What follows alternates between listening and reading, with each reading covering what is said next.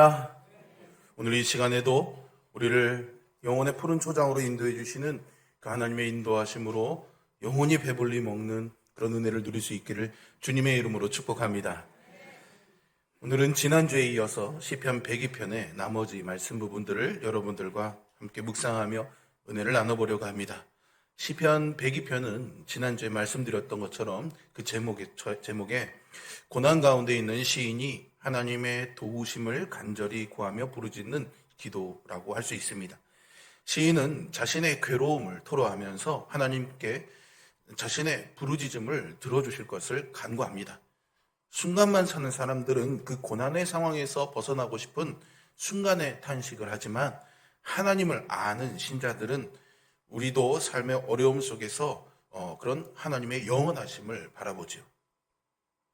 우리의 상황은 늘 변하고 인생은 약하지만은 하나님은 변하지 않으시고 그의 사랑과 신실하심은 영원하신 줄로 믿습니다. 우리는 그 하나님의 약속을 붙들고 어떤 고난 속에서도 믿음으로 나아가야 하죠.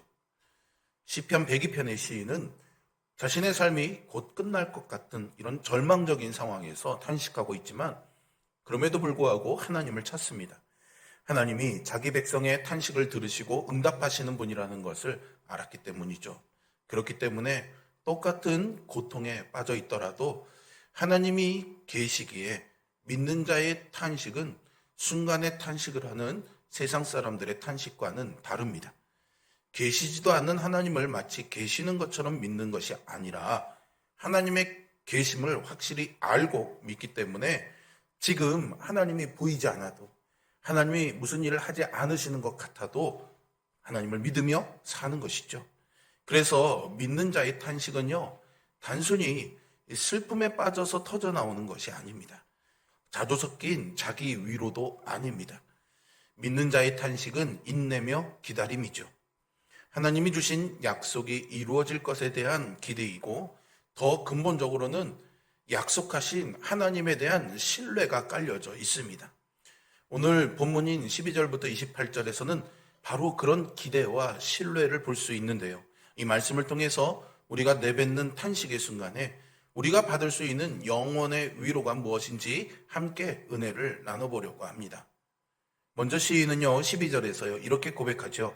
여호와여, 주는 영원히 계시고 주에 대한 기억은 대대에 이르리이다 라고 말입니다.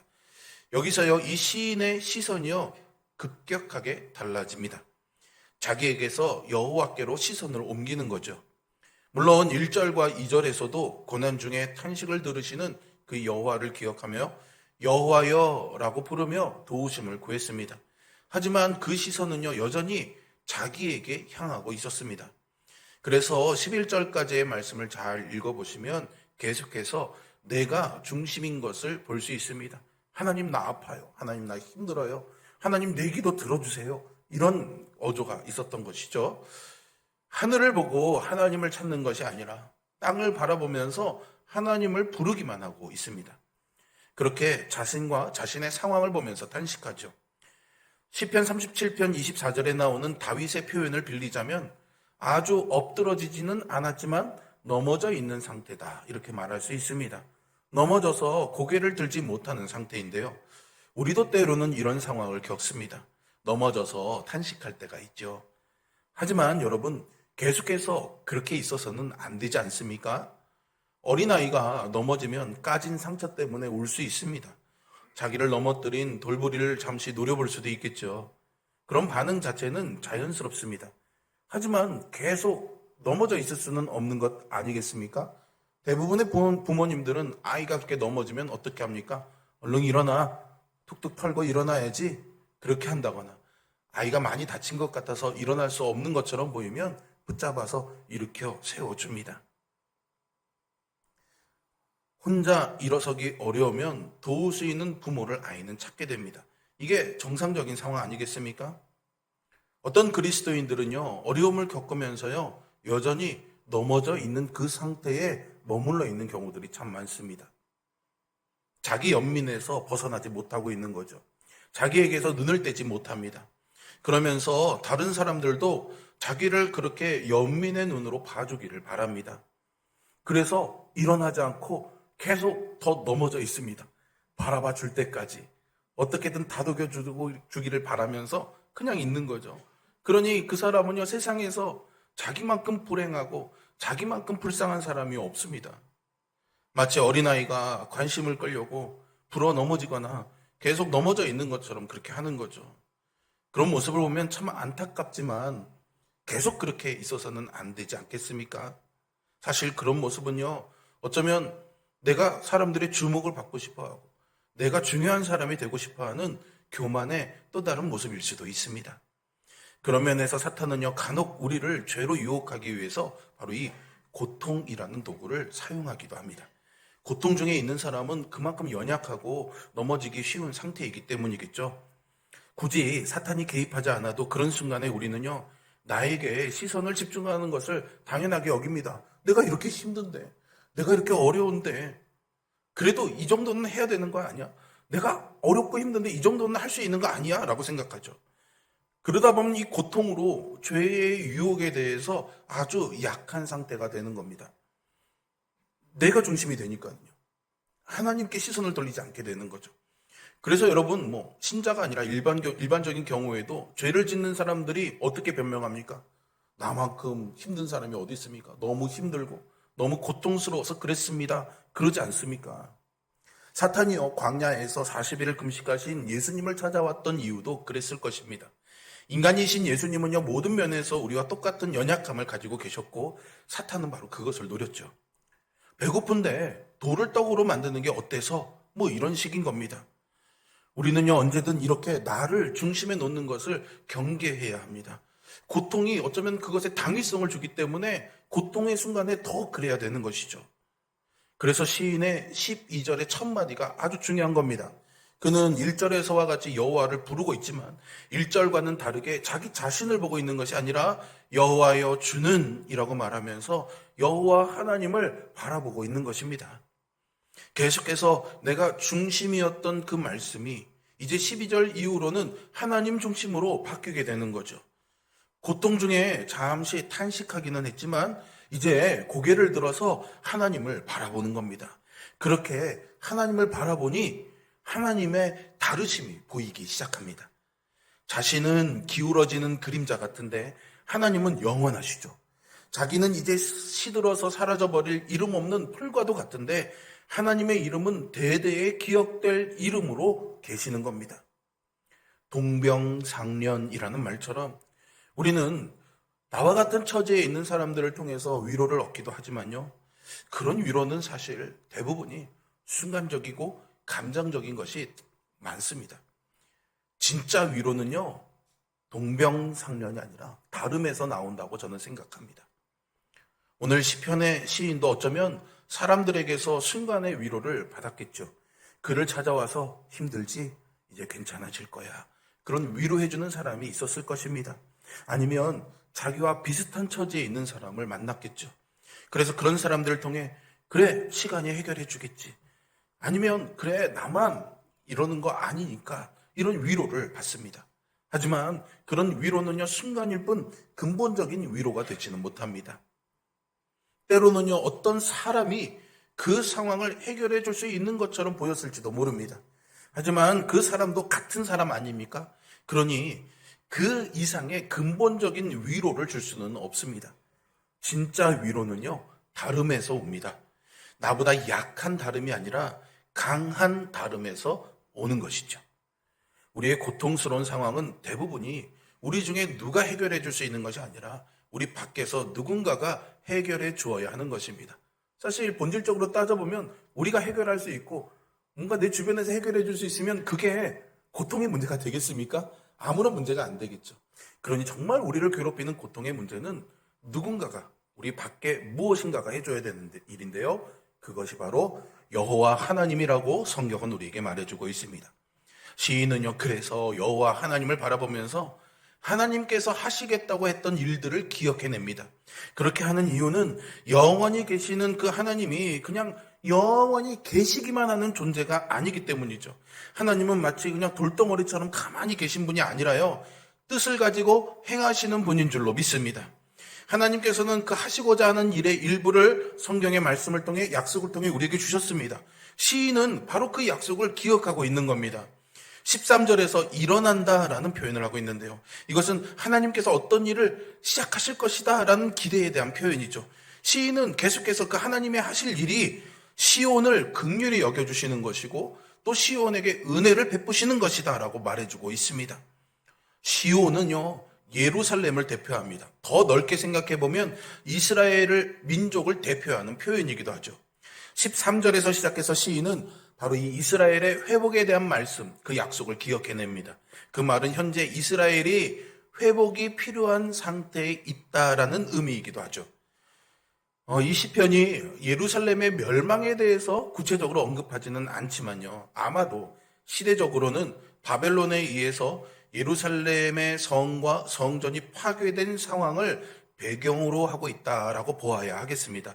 그래서 13절 끝에 보시면 정한 기한이라고 언급하고 있는데요. 이것은 예레미야 선지자가 예루살렘이 멸망한 뒤에 70년 뒤에 회복할 것이라는 약속을 기억하면서 그 시점이 다 되어가고 있다라고 표현하고 있는 겁니다. 구약에서는요, 이스라엘의 일시적인 회복과 궁극적인 회복의 경계가 분명하게 드러나고 있지 않기 때문에 오늘 이 시인은요, 아마도 이스라엘이 바벨론에서 돌아오는 것을 하나님의 나라가 완전히 회복되는 것으로 보았다고 볼 수도 있습니다. 그래서 하나님께서 우리에게 은혜를 주셔서 시온이 회복된다면 15절과 22절에 보는 것처럼 문 나라와 왕들이 하나님을 경외하고 민족과 나라들이 모여서 여호와를 섬기게 될 것입니다 라고 말하고 있는 거죠. 이것은 궁극적으로는 이 땅에 이루어질 메시아의 나라에서 이루어질 일입니다. 그렇기 때문에 시인은 이것을 바라보고 있기 때문에 14절에서 고백하는 것처럼 이 일이 하나님의 백성에게 즐거운 기쁜 일이 될 것입니다 라고 말하면서 18절과 21절에서는 하나님의 어떠하심과 행하신 일을 찬양하고 선포하는 이유가 된다라고 말하고 있는 겁니다. 16절과 19절에서 보시듯 높은 곳에 계신 하나님께서 이 땅에 그분의 영광을 나타내시는 일이기 때문이죠. 이 일을 직접 경험한 사람들 뿐만이 아니라 그 후로도 하나님의 백성들은요, 이 일을 기억하고 하나님을 찬양할 것입니다. 이렇게 하나님께서 자기 백성을 긍휼히 여겨주시고 그들에게 구원의 은혜를 베푸실 것에 대해서 말씀하신 그런 예언들은 사실 구약에 보면은 굉장히 많이 있습니다. 그중에 몇 가지만 살펴볼까요? 먼저 이사야서 60장 10절과 11절 그리고 14절을 한번 봅니다. 내가 노하여 너를 쳤으나 이제는 나의 은혜로 너를 불쌍히 여겼은즉 이방인들이 내 성벽을 쌓을 것이요 그들의 왕들이 너를 섬길 것이며 내 성문이 항상 열려 주야로 닫히지 아니하리니 이는 사람들이 내게로 이방 나라들의 재물을 가져오며 너를 괴롭혔던 자의 자손이 몸을 굽혀 내게 나오며 너를 멸시하던 모든 자가 내 발 아래 엎드려 너를 일컬어 여호와의 성읍이라 이스라엘의 거룩한 이의 시온이라 하리라. 아멘. 이스라엘은 지금 이사야서 60장의 상황은 바벨론의 포로로 있는 상태입니다. 그런데 하나님이 그들에게 나라들 왕들이 너희 성문을 들락날락 거리면서 모든 것들을 가지고 와서 바칠 거야. 이렇게 약속해주고 있는 거죠. 스가랴서 1장 12절과 17절 사이에서도 이렇게 표현합니다. 여호와의 천사가 대답하여 이르되 만군의 여호와여 여호와께서 언제까지 예루살렘과 유다 성읍들을 불쌍히 여기지 아니하시려 하나이까 이를 노하신 지 70년이 되었나이다 하매 여호와께서 내게 말하는 천사에게 선한 말씀 위로하는 말씀으로 대답하시더라. 그러므로 여호와가 이처럼 말하노라 내가 불쌍히 여김으로 예루살렘에 돌아왔은즉 내 집이 그 가운데 건축되리니 예루살렘 위에 먹줄이 쳐지리라 만군의 여호와의 말이니라. 그가 다시 외쳐 이르기를 만군의 여호와의 말씀에 나의 성읍들이 넘치도록 다시 풍부할 것이라. 여호와가 다시 시온을 위로하며 다시 예루살렘을 택하리라 하라 하니라. 아멘. 시편 102편의 시인은요, 이런 하나님의 약속의 말씀들을 잘 알고 기억하고 있었습니다. 그리고 자신이 환난과 고통을 만났을 때 이 약속을 기억한 것이죠. 하나님께서 이스라엘 백성들을 회복해 주시면은 자기도 지금의 이 환난에서 벗어나게 될 것이라고 믿고 있었기 때문입니다. 시인의 입장에서는 두 가지 측면에서요, 이런 확신을 가질 수가 있었습니다. 하나는요, 그냥 일반적인 면에서 하나님은 그렇게 구원하시는 분이라는 것을 알았기 때문이죠. 그렇기 때문에 그 구원하시는 하나님이 나를 구원해 주실 것이다라는 확신이 있었습니다. 다른 하나는 더 구체적인 면에서 이런 약속의 말씀들이 있었기 때문에 확신을 가질 수 있었던 것이죠. 예를 들자면 여러분, 우리가 집을 매매할 때 나 이 집 너한테 팔게 이렇게 말하는데 이 사람이 정말 믿을 만한 사람이라면 그 사람이 그 믿을 만한 사람이기 때문에 이 약속을 믿습니다. 그런데 한 가지 더, 그럼 우리 계약서 쓰자. 그리고 계약서를 딱 정확히 쓰고 사인을 하면 더 확실하게 믿을 수가 있는 거죠. 그것을 말하고 있는 겁니다. 구원하시는 하나님, 그리고 그 하나님의 약속의 말씀이 있는 거죠. 그 하나님이 이사야서 61장에서는 이렇게 말씀하십니다. 주 여호와의 영이 내게 내리셨으니 이는 여호와께서 내게 기름을 부으사 가난한 자에게 아름다운 소식을 전하게 하려 하심이라. 나를 보내사 마음이 상한 자를 고치며 포로된 자에게 자유를, 갇힌 자에게 노임을 선포하며 여호와의 은혜의 해와 우리 하나님의 보복의 날을 선포하여 모든 슬픈 자를 위로하되 무릇 시온에서 슬퍼하는 자에게 화관을 주어 그 죄를 대신하여 기쁨의 기름으로 그 슬픔을 대신하며 찬송의 옷으로 그 근심을 대신하시고 그들이 의의 나무 곧 여호와께서 심으신 그 영광을 나타낼 자라 일컬음을 받게 하려 하심이라. 아멘. 하나님의 백성은 이런 하나님의 구원하심을 기대할 수 있습니다. 왜요? 하나님이 그런 분이시고 하나님이 그렇게 약속하셨기 때문이죠. 슬픔이 기쁨이 되고 근심이 찬송이 될 구원의 날을 기대할 수 있습니다. 그 때가 언제인지 정확히 알 수는 없지만 하나님을 알고 하나님을 신뢰한다면 하나님께서 정하신 때가 있고 그 날이 온다는 것을 우리는 알 수 있겠죠. 시인이 17절과 20절에서 하나님께서 이스라엘을 회복하실 때 빈궁한 자의 기도를 돌아보시고 멸시하지 아니하실 것과 갇힌 자의 탄식을 들으시고 죽이기로 정한 자를 해방하실 것을 강조했던 것도 바로 이 약속에 근거한 것입니다. 그 약속이 자신의 상황과 직접적인 관계가 있었기 때문이죠. 때가 되면 그의 슬픔과 근심을 하나님이 기쁨과 찬송으로 바꿔주실 것을 확신했기 때문입니다. 상황은 달라지지 않았습니다. 여전히 그의 고통은 있었습니다. 그러나 그의 시선이 이렇게 불쌍한 나, 이렇게 어려운 상황에 있는 나에서 이제 구원하실 하나님, 그 구원을 약속하신 하나님을 바라보게 되는 그 순간 슬픔이 기쁨이 되고 근심이 찬송이 변화되는 약속이 이루어지는 것이죠. 이 은혜가 우리의 삶에 넘쳐나기를 주님의 이름으로 축복합니다. 하나님은요, 지금 이 시인의 상황을 잘 모르신다거나 아니면 그 상황을 어떻게 하실 수가 없어서 조금만 기다려봐, 괜찮아지겠지, 이렇게 말씀하시는 분이 아닙니다. 우리가 성경을 통해 얻을 수 있는 위로는요, 그냥 어떻게 되겠지, 어떻게 잘 되겠지, 하나님이 알아서 하시겠지 하는 이런 추상적이고 불확실한 것이 아닙니다, 여러분. 영원하신 하나님께서 주시는 확실한 약속이 우리의 위로가 되는 줄 믿으시기를 바랍니다. 시인은 바로 그 약속을 주신 하나님을 바라보았기 때문에 그 하나님을 자기의 위로로 삼았습니다, 여러분. 이게 중요합니다. 사람들의 말, 나를 불쌍히 여겨주는 사람들의 따뜻한 태도와 언어, 그리고 내가 부르짖었더니 변화되는 이 상황을 통해서 마치 인생이 역전되고 내가 억울함을 풀어지는 그 상황을 통해서 위로받는 것이 아니라 여전히 그 상황에 머물고 있지만 여전히 아프고 여전히 고통스럽고 여전히 억울하고 여전히 분노가 나지만 그 상황에서 내게 시선을 두지 아니하고 하나님에게 시선을 둘 때 그 하나님이 나에게 위로가 되는 것이죠. 이 위로가 영원한 위로이고 우리에게 누려질 위로임을 믿으시기를 바랍니다. 하나님께서 우리에게 주신 그 약속을 기억하고 약속하신 그 하나님을 바라보십시오. 우리에게 하나님께서 주시는 이 약속들은요, 이 땅에 속한 것들이 아닙니다. 단순히 악인이 망하는 통쾌한 결말을 본다거나 내 억울함이 풀리거나 내 인생이 역전되는 그런 차원에 머무는 것이 아니라고요, 여러분. 자꾸 그런 걸 구하니까 우리의 마음이 풀려지지 않고 위로되지 않고 영원에 잇대지지 않는 겁니다. 잠깐은 눈물이 나고 위로가 되는 것 같지만 끝나는 겁니다. 하나님의 약속은 썩지 않습니다. 쇠하지 않습니다. 왜요? 하늘에 속한 것이기 때문입니다. 영원하신 하나님께서 우리에게 이 영원의 약속을 주십니다. 우리가 요한계시록이나 성경을 통해서 바라보는 이 영원의 약속, 장차 올 그 하나님의 나라에 대한 예언의 말씀은 언젠가 우리가 보고 경험하게 될 확실한 일이라는 것을 믿으시기를 바랍니다. 그 영혼이 지금 내 마음에 오게 되면 그것이 나의 위로가 되는 것이고 그분의 나라가 내 삶에 임하게 되는 것입니다. 어떤 어려움이 있더라도 하나님은 반드시 그것을 끝낼 것을 믿으십시오. 그 하나님께서 이 고통에서 하나님께서 나를 반드시 건져주실 그 날이 올 것입니다. 그리고 영원한 하나님의 나라에서 살게 하실 것입니다. 이것이 우리의 위로가 되기를 소망합니다. 그런데 한 가지 문제가 있죠. 그렇다면 그걸 믿고 지금 이 고통을 마냥 견디며 이렇게 살아야 되는 걸까요? 이게 우리의 문제입니다. 그렇지 않습니다, 여러분. 시인은요, 이런 영원하신 하나님, 불변하시는 하나님을 바라보면서 이제 마지막으로 이렇게 지금의 자기를 위한 기도를 시작합니다.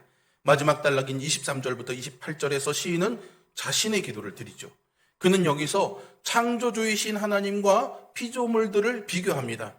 하나님은 한결같으시고 영원하십니다. 피조물들은 유한하고 사라집니다.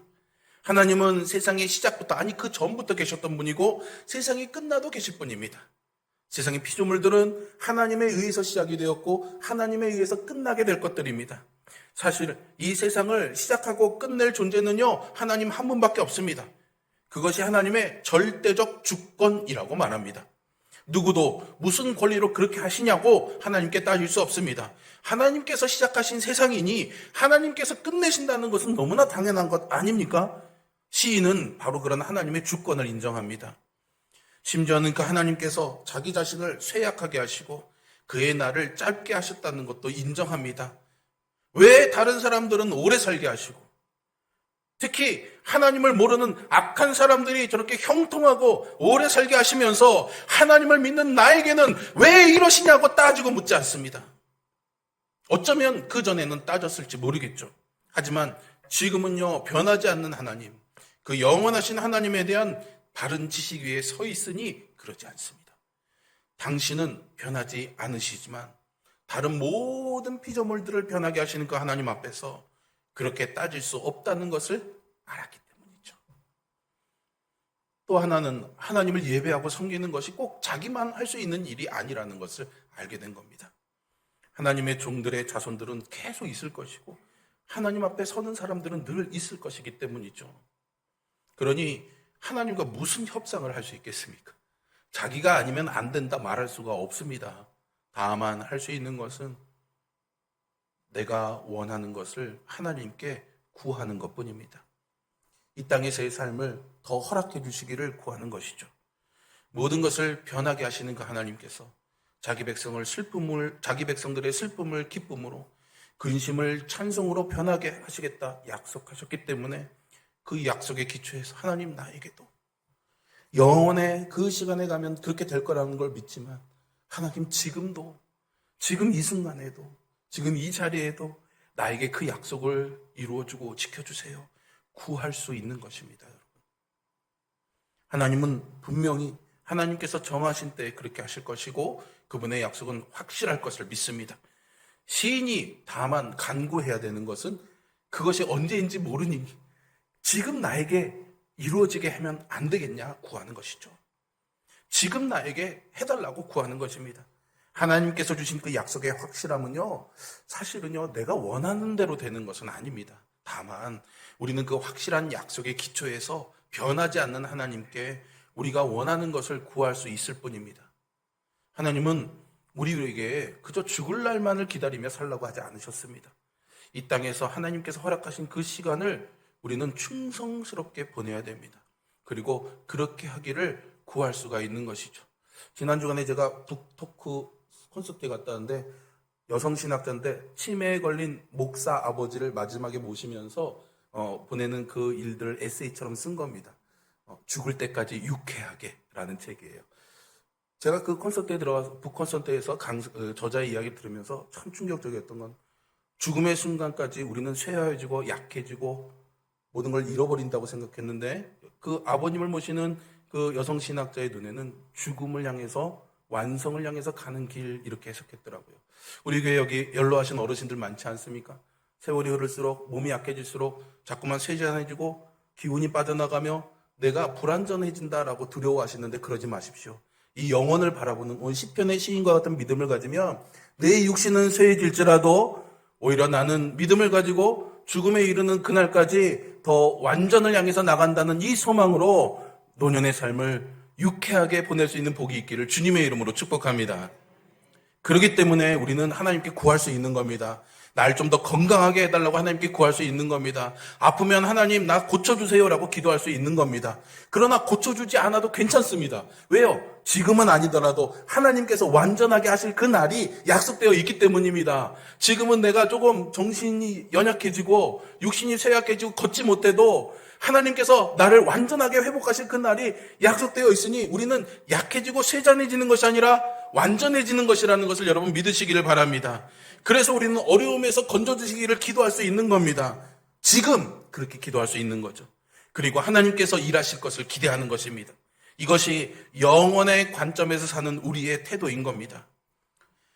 히브리서 저자는요, 히브리서 1장 10절과 12절에서 오늘 본문의 25절, 27절 사이의 말씀을 인용합니다. 그러면서 하나님의 아들이신 예수님도 그렇게 변하지 않는 하나님이라는 사실을 강조합니다. 당시에 히브리서를 읽고 있던 초대교회 교인들은 어땠을까요? 핍박과 박해로 인해서 얼마나 두렵고 고통스러운 상황 가운데 있었겠습니까? 그리고 그것 때문에 얼마나 많이 배교에 대한 유혹을 받았겠습니까? 사실 그들이 처한 고통스러운 그 상황은요, 한 번에 해결할 수 있는 일이었습니다. 어떻게 해요? 예수님을 버리면 깨끗이 해결될 수 있었습니다. 나 예수님 안 믿겠습니다 하면 억압도 없고 박해도 없습니다. 하지만 정말로 그렇게 상황이 다 해결되는 걸까요? 물론 우리가 원하는 대로 해결될 수는 있을 겁니다. 예수님을 포기해버리면 이 땅에서 굳이 불필요한 고난을 당하지 않아도 되기 때문이죠. 불필요한 손해를 받지 않아도 될 것입니다. 불필요한 억울함이 없을 것입니다. 그렇게 그 순간은 탄식하지 않을 수 있습니다. 그 순간만큼은 모면할 수 있을 것입니다. 하지만요, 여러분, 그것이 궁극적으로 가져올 결과를 보아야 됩니다. 그렇게 했을 때 우리는요, 그날 하나님께서 은혜를 베풀어 주시고 구원을 베푸실 그날에 심판이 날이 되어서 탄식하게 될 것입니다. 그 탄식은요, 순간으로 끝나지 않고 영원할 것입니다. 그 슬픔도 영원할 것입니다. 구원의 날이 심판의 날로 우리에게 임할 것이기 때문이죠. 하지만요, 반대로 지금 이 고난 중에서 끝까지 하나님을 붙든다면 그 결과는 정반대가 됩니다.